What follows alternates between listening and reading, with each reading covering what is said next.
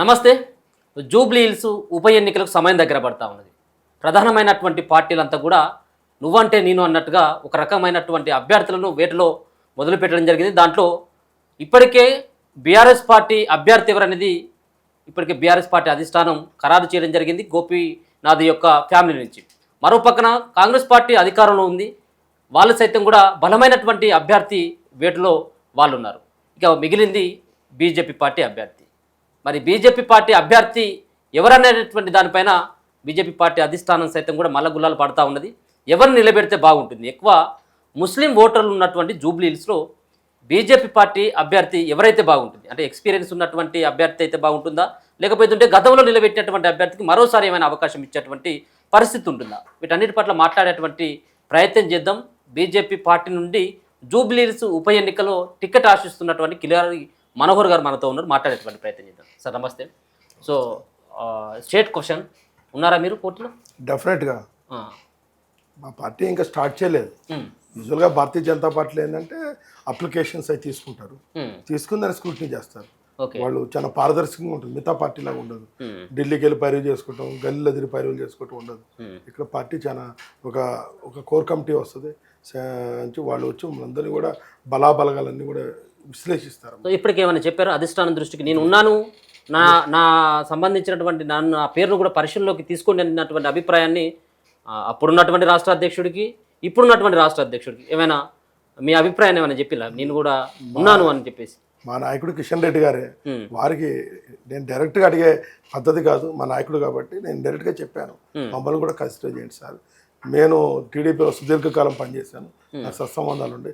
తర్వాత టీఆర్ఎస్ పార్టీలో చేశాను, దాంట్లో కూడా నాకు సత్సద్ అనేది. బీజేపీలో కూడా నేను మీకు తెలుసు, మీకు ఎంత విధేయుడిగా పనిచేస్తున్నాను, పార్టీకి ఎంత కష్టపడి పునర్నిర్మిస్తున్నాను. ఎందుకంటే ఏమి లేని టీఆర్ఎస్ పార్టీ వెంగళాలో నిర్మించిందే నేను, ఏమి లేని భారతీయ జనతా పార్టీకి కూడా బేస్ని ఎస్టాబ్లిష్ చేసాము. కాబట్టి ఇవన్నీ మీరు కన్సిడర్ చేసి, అన్నిటికన్నా మా ఓటు బ్యాంక్ ఎక్కువ ఉంది కాబట్టి నా యొక్క అభ్యర్థి తెలిస్తే డెఫినెట్గా కాషాయం జెండా ఎగరేస్తానని చెప్పాను. సో గతంలోనే మీరు కార్పొరేటర్గా ఓడిపోవడం జరిగింది. సో ఎమ్మెల్యేగా గెలుస్తారని చెప్పేసి అనుకోవడం కొంత అతివిశ్వాసం అవుతుంది కావచ్చు. నేను కార్పొరేటర్గా ఓడిపోయాను అన్న మాటని యాక్సెప్ట్ చేయండి. నేను టీఆర్ఎస్ కార్పొరేటర్ గెలిచినప్పుడు నాకు వచ్చింది 7,500 ఓట్లు. నేను బీజేపీ కార్పొరేటర్గా ఓడిపోయినప్పుడు నాకు వచ్చింది 8,600 ఓట్లు.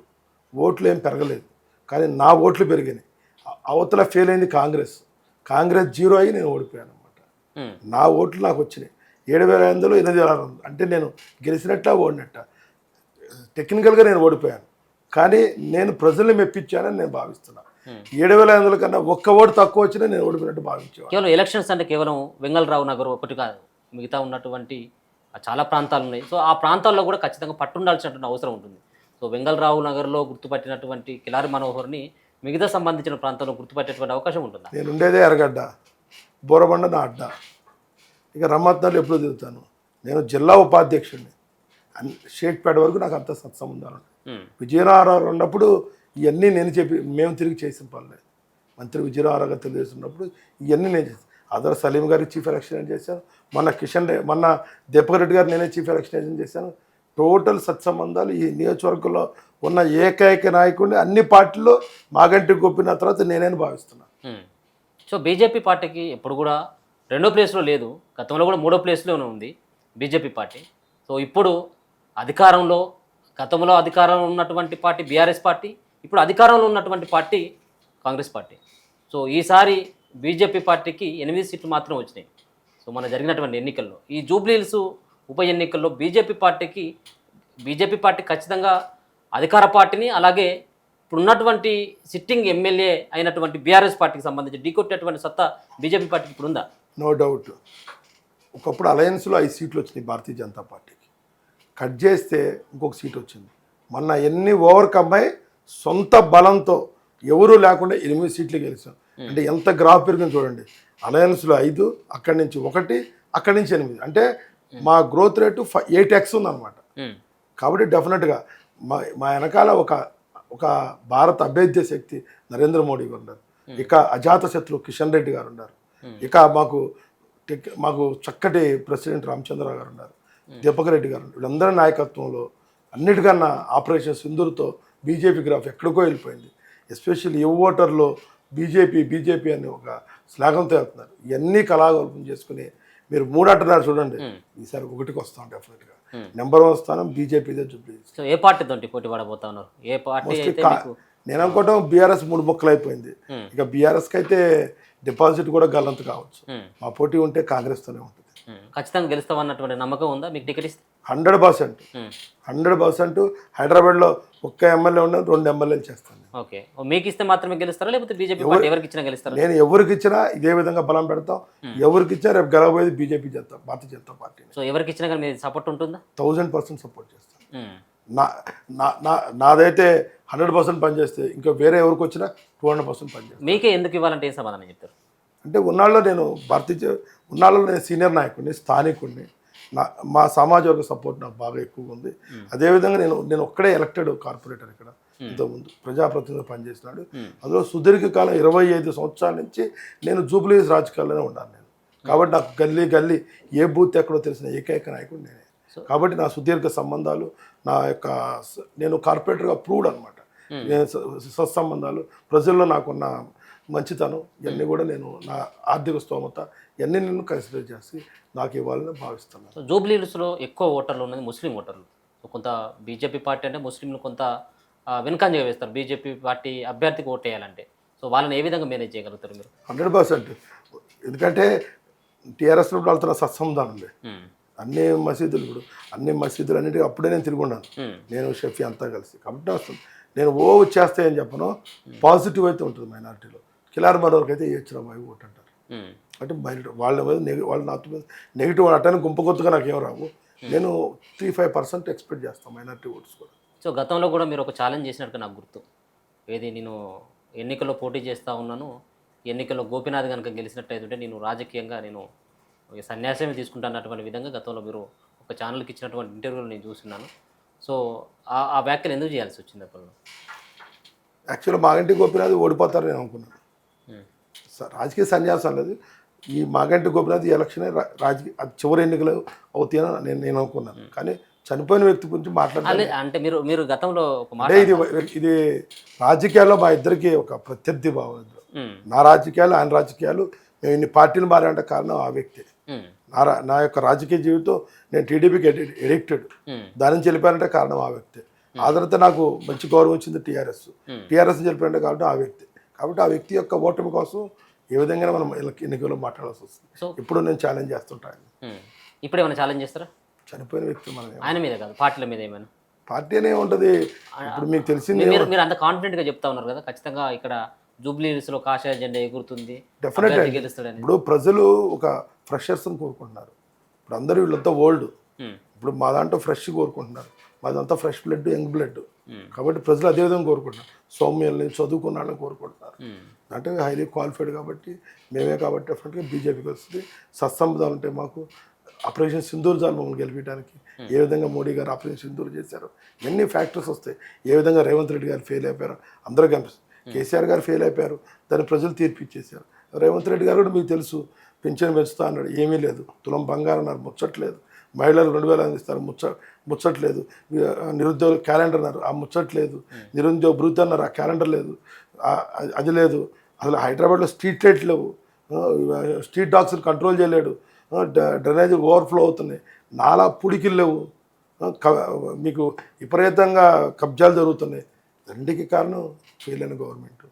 మీరు చూస్తుంటారు, ఈరోజు ముగ్గురు మంత్రులు 15 మంది కార్పొరేషన్లు, they're all getting salary from the public funds. అంతా ఇక్కడ కూర్చొని ఎలక్షన్ చేస్తున్నారు. నోటిఫికేషన్ చేయటం వేరు, ఇక నోటిఫికేషన్ లేదు, ఆల్ లేదు, సోల్ లేదు, అడిపారు. సో అప్పుడే మొదలు చేయడం, ఏడే కూర్చొని ఏడే తిష్టేసేసారు. ఈ సీఎం గారు ఎప్పుడు ఢిల్లీలో ఉంటారు, సాయంత్రం ఢిల్లీకి వెళ్ళిపోతాడు. ఇటువంటి ప్రభుత్వానికి ఆ ప్రజలు ఓటేస్తారు. ఎప్పుడో చూడనంత వ్యతిరేకత ఈ కాంగ్రెస్ ప్రభుత్వం మీద ఉంది. కాబట్టి డెఫినెట్గా మా పోటీ కాంగ్రెస్ తోట. కాబట్టి ప్రజలకు ఆల్టర్నేషన్ కనిపించేది ఒక భారతీయ జనతా పార్టీ. టీఆర్ఎస్ అంటే 3 ముక్కలాట అయిపోయింది. మీకు రాష్ట్రంలో ఆ పార్టీ పరిస్థితి అంతే ఉంది. ఇక్కడ చూస్తేనేమో వాళ్ళ భార్య వాళ్ళ అన్నయ్య కొట్టుకుంటున్నారు, వాళ్ళ అమ్మాళ్ళే కొట్టుకుంటున్నారు. అంటే ఎక్కడ చూసినా 3 ముక్కలాట. వీళ్ళిద్దరిని ప్రజలు అసహించుకుంటున్నారు. ఏకతాటి మీద నడుస్తున్న పార్టీ ఏదంటే భారతీయ జనతా పార్టీ. నరేంద్ర మోడీ గారి నాయకత్వంలో, కిషన్ రెడ్డి గారి నాయకత్వంలో, రామచంద్ర గారి నాయకత్వంలో, దీపారెడ్డి గారి నాయకత్వంలో డెఫినెట్గా ఇక్కడ కాషాయం జెండా ఎగరేస్తాం. సో ఒక పక్కన కాంగ్రెస్ పార్టీ అలాగే బీఆర్ఎస్ పార్టీ జూబ్లీ హిల్స్ ఉప ఎన్నికను ఛాలెంజ్గా తీసుకున్నాయి.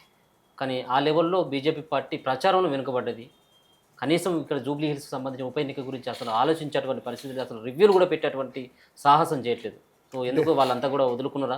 ఎంత ప్రచారం చేసినప్పుడు కూడా జూబ్లీ హిల్స్ గెలవలేమన్నటువంటి అభిప్రాయంతో ఏమన్నా బీజేపీ పార్టీ ఉందా? ఎందుకు అప్పటి నుండి ఇప్పటి వరకు అన్ని ప్రధానమైనటువంటి ప్రతిపక్షంలో ఉన్నటువంటి పార్టీ అన్నట్టు బీఆర్ఎస్ పార్టీ, అలాగే అధికార పార్టీలో ఉన్నటువంటి కాంగ్రెస్ పార్టీ సైతం కూడా ఇప్పటికి ప్రచారంలో దూసుకుపోతూ ఉంటే బీజేపీ పార్టీ ఎందుకు వెనుకబడతా ఉన్నది? అంటే మీరు ప్రచారం అంటే ఏంది? హోర్డింగ్స్ పెట్టుకోవటమా? ప్రజా సంస్థలు పరిపాలించటమా? హోర్డింగ్స్ పెట్టుకోవడానికి ప్రచారం అంటారా? వాళ్ళ మంత్రులు కూడా తిరుగుతూ ఉన్నారు కదా, మంత్రులు తిరుగుతూ ఉన్నారు. ఆ ప్రతిపక్షంలో ఉన్నటువంటి భోజనాలు చేయటమా? ప్రజా సంస్థలను పట్టించుకుంటున్నారా? ప్రజలతో ఏమైనా మమేకం అవుతున్నారా మీరు? అంటే మాది కొంచెం పబ్లిసిటీకి దూరంగా ఉండే పార్టీ భారతీయ జనతా పార్టీ. మీ అందరూ తెలుసు, మీడియా కవరేజ్ తక్కువ ఉంటుంది.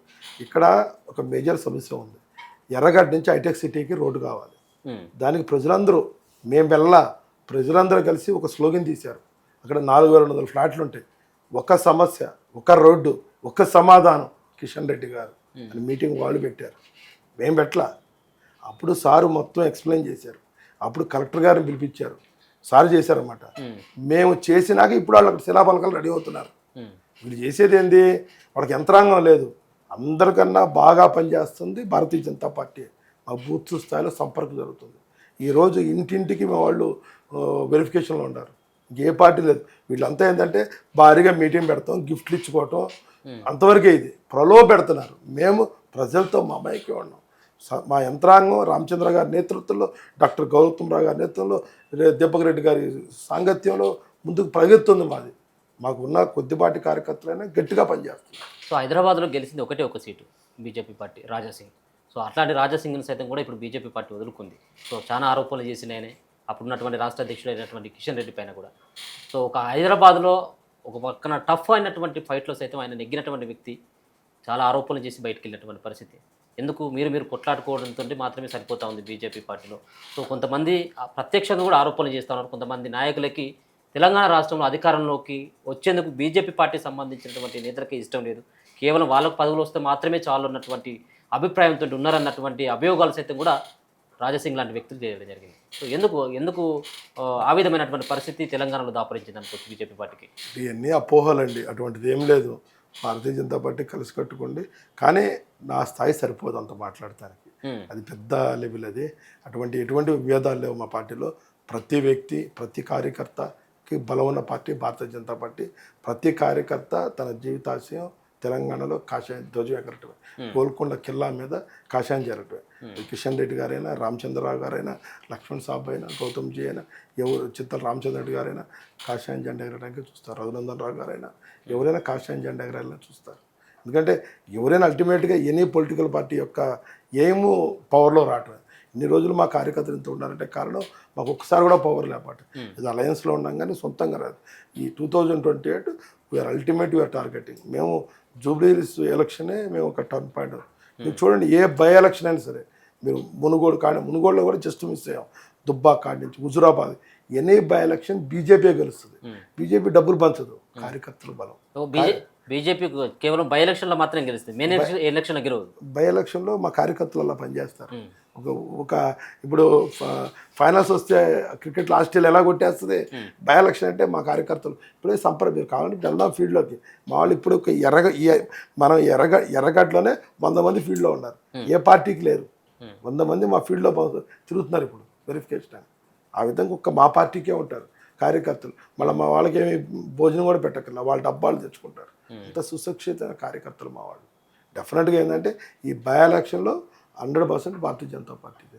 సో కాంగ్రెస్ పార్టీ కొన్ని ఆరోపణలు చేస్తూ ఉన్నది. బీఆర్ఎస్ పార్టీ, బీజేపీ పార్టీ రెండు కూడా ఒకే తాను ముక్కలు, ఈ వేరేం కాదు, అవసరమైతుంటే అలవెన్స్లో సైతం కూడా పోటీ చేసేటువంటి అవకాశం ఉంటుంది అన్నటువంటి కొన్ని కామెంట్లు కూడా కాంగ్రెస్ పార్టీకి సంబంధించినటువంటి నాయకులు చేస్తారు. వాళ్ళకేం సమాధానం చెప్తారు? ఇప్పుడు కాంగ్రెస్ పార్టీ, బీఆర్ఎస్ కలిసి అని మేము అంటాం. అసలు రేవంత్ రెడ్డి ఎలా వచ్చాడు అధికారంలోకి? ఫోన్ ట్యాపింగ్ అన్నాడు, కాళేశ్వరం కమిషన్ అన్నాడు, ఇవన్నీ ఫ్రాడ్ జరిగినాయి అన్నాడు. అధికారంలోకి వచ్చి 2 సంవత్సరాలు అయింది. నువ్వు ఎవరు టచ్ చేసావు? అసలు ఎవరైనా టచ్ చేసేవారు? ప్రభాకర్ రావు గారు లేదు కేసు, ఫోన్ ట్యాపింగ్ అంది దేశద్రోహం కేసు, మీకు తెలుసు. అది దాంట్లోనే ఒక అరెస్ట్ చేయలేకపోతున్నాం, పొలిటికల్ అరెస్ట్. కాళేశ్వరంలో లక్షల కోట్లు పోయినాయి, అవన్నీ జరిగిందంట. ఈరోజు అధికారులు ఇబ్బంది పెట్టారు కానీ ఒక్క పొలిటికల్ అరెస్ట్ జరిగిందా? పక్క రాష్ట్రంలో సంవత్సరం కూడా కాల ఎంతమంది ఎన్ని పొలిటికల్ అరెస్టులు జరుగుతున్నాయి. నువ్వెందుకు నిద్రపోతున్నావు? నీకు ఎన్ని సూట్ కేసులు వచ్చినాయి? అలా ఇప్పుడు మాకు నీకు సూట్ కేసు అండర్స్టాండింగ్, నేను అలయన్స్ అన్నాను, ఎన్ని సూట్ కేసులు మారుతున్నాయి? నేనేమంటారు, ఇప్పుడు పట్టగాల్చి మీదేటువంటి అదేనమాట. మీరా గవర్నమెంట్ చేతిలో ఉంది, మీరు ఏమీ చేయరు వాళ్ళని, ఉల్టా మా మీదకి వస్తారన్నమాట. మీకు ఏదంటే అది ఇస్తున్నాం మేము. మీకు త్రిపుల్ ఆర్ కావాలంటే త్రిపుల్ ఆర్ దేనంటే శాంక్షన్ చేస్తాం, దానికి రాజకీయం చేస్తాం. చక్కటి యూరియా పంపిస్తాం, దానికి రాజకీయం చేస్తాం. ఏదో చెబుతారు దానికి, అన్నీ మా వాళ్ళు చెబుతారు, ఉన్నట్లో బెస్ట్ ఇస్తున్నాం, ఏది ఇచ్చినా ఇవ్వట్లేదని చెబుతారు. కాబట్టి మీకు కావాల్సిన తప్పులు ఇప్పిస్తాం, అయినా కూడా ఉండదు. మీదంతా ఏంది, కప్పం కట్టుతుంది సరిపోయింది ఢిల్లీకి. ఎప్పుడు ఢిల్లీని, ఇవాళ కూడా సాయంత్రం కూడా ఢిల్లీకి వెళ్తున్నాడు ఆయన. ఏమంటే ఢిల్లీకి వెళ్తాం, కప్పం కడుతుంది, తెచ్చుకుంటాం. ఎంత దాకా ఎందుకండి ఇవన్నీ? సీఎం క్యాండిడేట్ రేవంత్ రెడ్డి గారు జూబ్లీ హిల్స్ అభ్యర్థిని డిక్లేర్ చేయగలరా ఢిల్లీ యొక్క ఇన్ఫ్లుయెన్స్ లేకుండా? నీ ఇంటి పక్క సీట్ ఇది, నువ్వు ఉండే ఇంటి సీటు, ఈ యొక్క ఎలక్షన్ అభ్యర్థిని, కాంగ్రెస్ పార్టీ అభ్యర్థిని సీఎం రేవంత్ రెడ్డి గారు కానీ మహేష్ కుమార్ అని అనౌన్స్ చేయగలరా? మీరు చేయగలరా? మా పార్టీ చేయగలరు. మాకు ఎవరైతే కమిటీ వేస్తారో వాళ్ళే అనౌన్స్ చేస్తారు, ఇంటిమేషన్ ఇస్తారు, సెంట్రల్ పార్టీకి ఇంటిమేషన్ ఇస్తారు. మా రాష్ట్ర అధ్యక్షులు కానీ మాకు కమిటీ ఉంటుంది, 6 మెన్ కమిటీ, వాళ్ళే డిసైడ్ చేస్తారు. చేసి ఇతర మెరిట్ ఇది, ఇతర మెరిట్ ఇది, ఇతర మెరిట్ ఇది అని డిసైడ్ చేస్తారు. 100% ప్రతి ఒక్క వ్యక్తితో మాట్లాడతారు మా దాంట్లో. మనోహర్ ఎందుకు అడుగుతున్నావు సీటు, నీ ఏంది, ఇంకోళ్ళు నీ సీట్ ఎంత, అనిల్ గారు మీరు ఎందుకు అడుగుతున్నారు, మీ యొక్క నైవేద్యం ఏం ఖర్చు, అన్నీ ఉంటారు. చక్కటి స్క్రూటినీ జరిగింది మా దాంట్లో. కేవలం ఇంకా 2 నెలల టైం మాత్రమే ఉన్నది. అంటే ఈ ఎన్ని రోజులు సార్, అంటే పార్టీలో అభ్యర్థి ఎవరనేది ఉండాలి. మీ దాంట్లో ఇప్పుడు మీరు చెప్పినటువంటి స్కూటీ ఉంటుంది, మరో పక్కన సర్వేలు ఉంటాయి. సో ఇవంతా తర్వాత కొంత వెనుకబాటే కదా. ముందుగానే అభ్యర్థిని కనుక ప్రకటించుకున్నట్టయితే కొంత బీజేపీ పార్టీకి కొంత కలిసి వచ్చేటువంటి అవకాశాలు చాలా ఎక్కువ. అధికారంలో కాంగ్రెస్ పార్టీయే చేయలేకపోతుంది. మా పార్టీ ఎలా ఉంటుందంటే ప్రజాస్వామ్యబద్ధంగా ఉంటుంది. కొంత ఎలక్షన్ నోటిఫికేషన్కే మేము డిసైడ్ అవుతాం. ఎలక్షన్ నోటిఫికేషన్ వచ్చినాక మా పార్టీ కూడా ఇంటర్నల్గా మాకు ఉంటుంది అనమాట. ఇంటర్నల్గా అప్లికేషన్, వాళ్ళకి అప్లికేషన్ ఫార్మేట్ ఇచ్చి ఆ ఫార్మేట్లో మీరు ఎక్కడెక్కడ ఏట్లో బాగున్నారు అన్నీ తీసుకుంటారు, అన్నీ కన్సిడర్ చేస్తారు. చేసి మనకి స్క్రూటినీ జరిగింది. అంతా ప్రజాస్వామ్యబద్ధంగా ఉంటుంది, పైరవీలు ఉండవు దీంట్లో ఎక్కడ. మీకు తెలిసింది మాది కార్యకర్తలు, అభ్యర్థి ఎవరైనా మా పని వాళ్ళు నడిచిపోతూనే ఉంటుంది. కంటిన్యూ ఇప్పుడు 7 గంటలకు కూడా పెద్ద మీటింగ్ ఉంది మాకు. అట్లనే ఎక్కడ మీడియా కవరేజ్ ఉండదు. అంటే ఇవన్నీ ఇంటర్నల్ పార్టీ కదా. వాళ్ళకి ఇప్పుడు నిన్న తుమ్మలాస గారు చెబుతున్నారు, ఇక్కడ బూతుల్లో మనుషులే లేరండి. మాకు అందరూ ఉండరు. మాకు ఉన్నంతవరకు కన్సాలిడేట్గా ఉంటారు. మా కార్యకర్తలు పార్టీ కోసం, భర్తమాత కోసం ప్రాణాలు ఇచ్చే మనుషులు, తమ సమయాలంతా వెచ్చిస్తారు. మా కార్యకర్తలు బూత్లోంచి సీలేస్తే కానీ బయటికి వెళ్ళరు. మిగతా పార్టీలో ఉండరు. మా దగ్గర బిర్యానీ ప్యాకెట్లు ఉండవు, క్వార్టర్లు ఉండవు. వాళ్ళు ఓన్లీ ధర్మం కోసం పనిచేస్తారు వాళ్ళు. సో రాష్ట్రంలో ప్రధానంగా ఒక బీసీ నినాదం అనేది బలంగా వినపడతా ఉన్నటువంటి ఈ సందర్భంలో సో ఎవరు అవునన్నా కాదన్నా సెటిలర్స్ మిమ్మల్ని కిలారి మనోహర్ గారిని చూస్తూ ఉంటారు. సో అటువంటి పరిస్థితుల నేపథ్యంలో బీజేపీ ఏ విధంగా నెగ్గగలదు చెప్పి అనుకోవచ్చు? ఇక్కడ క్లారిటీ లేదండి. అంటే కిలారి మనోహర్ గారు ఇక్కడ సెటిలర్ అంటే మన ప్రాంత వాసుడు కాదు అన్నటువంటి అభిప్రాయం కూడా చాలా మందిలో ఉంటుంది. సో వాళ్ళకు అలాంటి ఆరోపణలు చేస్తున్నటువంటి వాళ్ళకి ఏం సమాధానం చెప్తారు? మాగంటి గోపినాథ్ గారు కూడా సెటిలరే కదా. ఇప్పుడు ఎంత వద్దనుకున్నా మా ప్రాధాన్యత మాకున్నది కదా. ఎన్ని ఓట్లు ఉన్నాయి ఇక్కడ మీకు సంబంధించి? 1,20,000 ఓట్లు ఉన్నాయి. ప్రభావం చూపగలుగుతుందా? Decided factor. మేము ఓటు ఇచ్చేటప్పుడు సీట్ గ్యారంటీగా అడుగుతాం, నో డౌట్ అబౌట్ దట్. ఇప్పుడు అన్ని పార్టీలు మమ్మల్ని ఆదరిస్తుంది, ఆదరించబట్టే కదా. ఇప్పుడు అరిగిపూడి గాంధీ గారు కాంగ్రెస్లోకి వెళ్ళారు, అరిగిపూడి గాంధీ టీఆర్ఎస్ తరఫున పోటీ చేశారు. మేమందరూ సెటిలర్సే. లేకపోతే బండి రమేష్ గారు పోటీ చేశారు, వీళ్ళందరూ సెటిలర్సే. కాబట్టి అలా ఫ్యాక్టరే లేదు. కాబట్టి వాళ్ళందరం కలిసిపోయి ఉన్నాం. మేము కూడా తెలంగాణ వాళ్ళు, నేను తెలంగాణ ప్రభుత్వం తరపున కార్పొరేటర్ పనిచేశాను. కాబట్టి నేను ఏ ప్రాంతం వచ్చినా మేము తెలంగాణ వాదులం కాదు, తెలంగాణ వాసులు. కాబట్టి ఆ ఫ్యాక్టరీ రాదు. బీసీ అనేది చాలా గట్టిగా ఉంది. బీసీ అనేది రేవంత్ రెడ్డి ఆడుతున్న ఒక డ్రామా అది. ఆ డ్రామాలో ఏముండదు. అంతకుంటే మరి 42% ఇస్తే 5 ఏళ్ళు సీఎం, నువ్వు 2.5 ఏళ్ళు అయిపోయింది. మరి 42% బీసీకి ఫస్ట్ నీ దగ్గర నుంచి స్టార్ట్ చేయి. బీసీ 42% ఇస్తానంటావు కదా, ఫస్ట్ నీ దగ్గర మహేష్ కుమార్ గౌడ్ గారినో పొన్నం ప్రభాకర్ గారినో పెట్టు. నువ్వు అయిపోయింది కదా, నీకు మరి 58% అయిపోయింది నీ దగ్గర. ఆ 42% నీతో మొదలెట్టు. నువ్వు మొదలెట్టి నేను పారదర్శకంగా ఉంటే మేము చేస్తాం. నువ్వు చేసుకోలేవు. రేపు జూబ్లీస్లో బీసీ అభ్యర్థిని పెట్టు. నువ్వు ఉపరాష్ట్రపతికి ఎవరు పెట్టావో తెలుసు, సీఎంని ఎవరు పెట్టావో తెలుసు. అగ్రవర్ణాల పార్టీ అది. కాంగ్రెస్ అంటేనే ఆ పార్టీ. వాళ్ళు ఈ బీసీ కార్డును వాడుకుంటున్నాడు. తను ఇచ్చిన వాగ్దానం నెరవేర్చలేడు. దానికోసం మభ్య పెట్టాలి, ఏదో ఒకటి తడిపియాలి. దానికోసం ఈ 42% డ్రామా. ఇవన్నీ సాధ్యాలు ఆయనకి తెలుసు, ఏం జరిగిద్ది ఏం జరగబోద్దు. జస్ట్ ఏంటంటే అతను టైంపాస్ చేస్తుంటాడు. దీనికోసం ట్రైన్లు వేసుకుని జనాలు తీసుకెళ్తాం, ఇవన్నీ చేస్తాడు. ఇప్పుడు బీసీ నాయకుడు అంటేనే మా ఆర్ కృష్ణ గారు, ఆయనే బీజేపీ. బీసీ నాయకుడు అంటేనే ఈటల రాజేంద్ర గారు, వారు మా ఎంపీగా ఉన్నారు. అంటే బీసీ నాయకుడు అంటేనే బండి సంజయ్ గారు, వారు మాతో ఉన్నారు. ధర్మవరపురాలు వీళ్ళందరూ. ఇప్పుడు భారతదేశ ప్రధానమంత్రి గారు ఆయన ఒక బీసీ. అత్యధిక బీసీ మంత్రులు ఉన్న యంత్రాంగం ఏది? నరేంద్ర మోడీ గారి యంత్రాంగం. కాబట్టి బీసీల గురించి మాట అర్హత కూడా కాంగ్రెస్ పార్టీకి లేదు. అదొక drama, just is dragging the time అంతే. ఓకే, చివరికి ఏం చెప్పదలుచుకున్నారు అంటే అధిష్టానానికి కానీ మీ సంబంధించినటువంటి జూబ్లీహిల్స్లో ఉన్నటువంటి నియోజకవర్గ ప్రజలకు కానీ, సో ఎట్లా టికెట్ అనౌన్స్మెంట్ చేయలేదు కాబట్టి సో నియోజకవర్గ ప్రజలకు ఏం విజ్ఞప్తి చేయకపోవచ్చేమో కానీ అధిష్టానానికి ఏమని చెప్పదలుచుకున్నారు? మా అధిష్టానానికి అయితే ఆల్రెడీ మేము చెప్పుకోవచ్చు, మాకు అందుబాటులో ఉంటుంది ఎప్పుడు. ఓకే, మీడియా ద్వారా చెప్పాల్సిన అవసరం కూడా లేదు. డెఫినెట్గా జూబ్లీహిల్స్లో కాషాయం జెండా ఎగరేస్తాం. ఏమాత్రం అవకాశం ఉందో నాకు అవకాశం వస్తుందిగా కోరుతున్నాను. Okay, right, thank you. జై హింద్. Thank you so much. So మొత్తానికి అంటే గతంలో కార్పొరేటర్గా చేసినటువంటి అనుభవం నియోజకవర్గంలో చాలా ప్రాంతాల్లో తెలిసినటువంటి ఫేస్ అది. కాబట్టి ఈసారి కొత్త వ్యక్తులకు అవకాశం ఇచ్చినట్టయితే ఉంటే జూబ్లీహిల్స్ కాన్స్టిట్యున్సీలో ఖచ్చితంగా కాషాయ జెండా ఎగరేస్తాం. ఒకవేళ కనుక నాకు టికెట్ రాకపోయినప్పుడు కూడా ఎవరికి ఇచ్చినప్పటికీ కూడా 100% నేను సపోర్ట్ చేస్తాను. బీజేపీ చేస్తున్నటువంటి అంటే దేశంలో బీజేపీ పార్టీ అధికారంలో ఉంది కాబట్టి ఈసారి ఖచ్చితంగా జూబ్లీహిల్స్లో గెలిచేది ఎవరు ఎన్ని అడ్డంకులు సృష్టించినప్పుడు కూడా బీజేపీ పార్టీ ఖచ్చితంగా గెలుస్తుందన్నటువంటి అభిప్రాయాన్ని కిలారి మనోహర్ గారు అయితే తెలియజేస్తున్నటువంటి పరిస్థితి కనబడుతుంది. చూస్తూనే ఉండండి మన తెలుగు వెలుగు.